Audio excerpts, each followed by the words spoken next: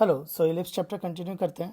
तो नेक्स्ट है ellipse and hyperbola के केस में एसेंट्रिसिटी की डेफिनेशन। एलिप्स एंड हाइपरबोला और सेंट्रल कोनिक्स। सेंट्रल कोनिक्स क्यों? क्योंकि इनमें सेंटर डिफाइंड होता है। एलिप्स और हाइपरबोला में सेंटर डिफाइंड होता है। तो central conics because in both the case centre is defined. ठीक है। तो in case of A central conics there is a one more definition of eccentricity. In case of central conics, eccentricity can be defined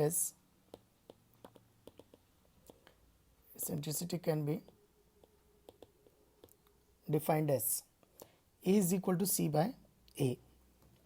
E is equal to C by A. तो C क्या है? E मतलब eccentricity, is eccentricity. C मतलब distance of center,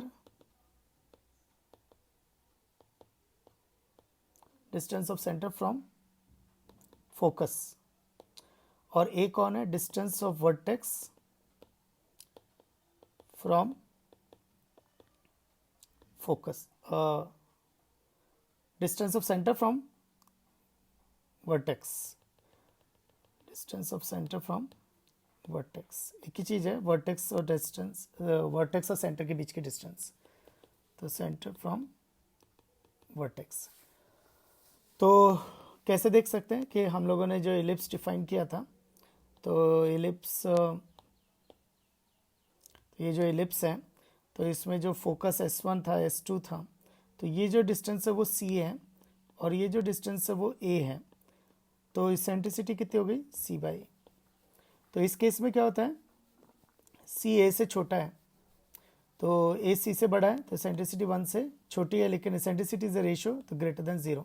तो in case of ellipse eccentricity is greater than 0 less than 1। तो eccentricity की definition हो जाएगी distance of centre from focus and distance of centre from vertex.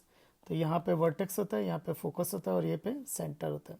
तो this is a centre, this is focus and this is vertex. ठीक है। तो ये हो गई इसेंट्रिसिटी की डेफिनेशन। अब इससे एक और चीज़ पता चली कि E is equal to C by A, तो C is equal to AE। तो हमने जो फोकाई डिफाइंड किए थे, फोकाई S1 एंड S2, तो वो हमने डिफाइन किए थे plus minus C comma 0। Now they will become plus minus AE comma 0। So there is no more C। तो अब क्या क्या चलेगा? AEB चलेगा, AEB चलेगा। तो अब कोई C नहीं चलेगा।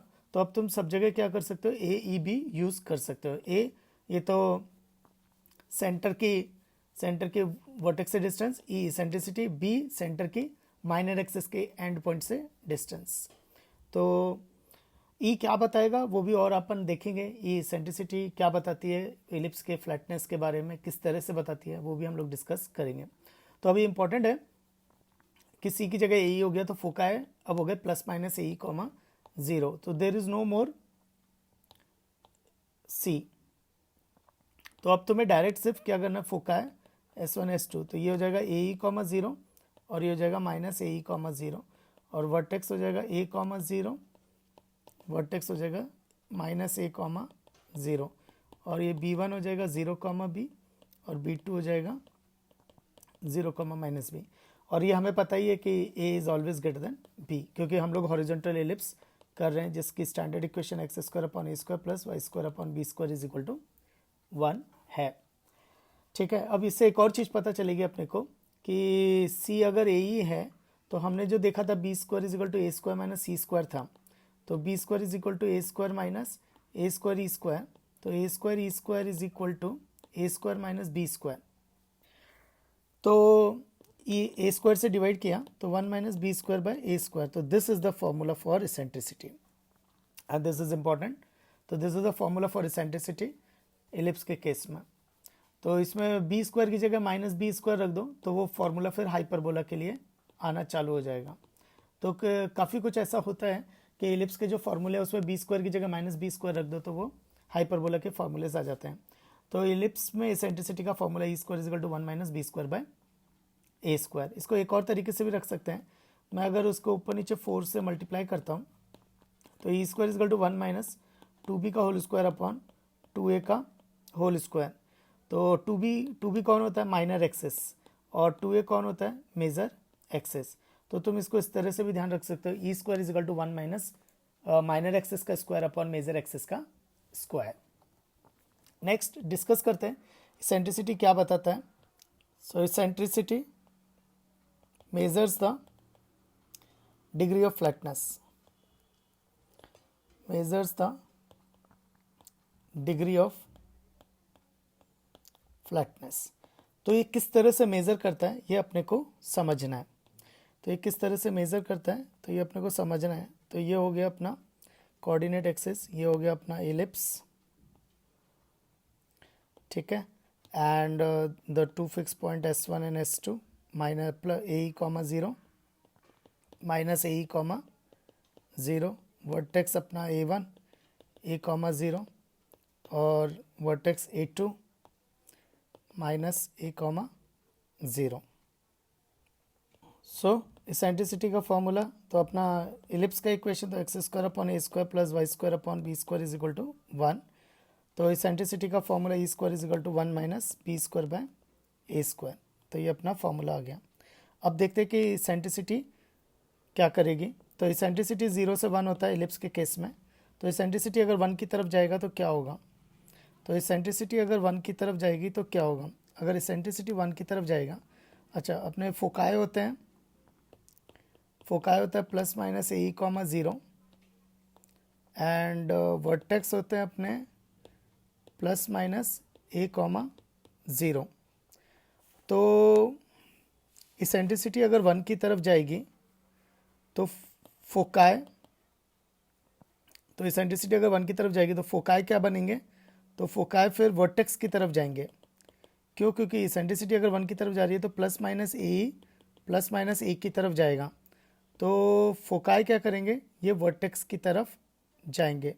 तो फिर इलिप्स क्या करेगा, तो देखो इसेंट्रिसिटी अगर 1 की तरफ है तो यानी b बाई ए 0 की तरफ है, तो b 0 की तरफ है, तो b 0 की तरफ जा रहा है तो यानी ये नीचे आ रहा है।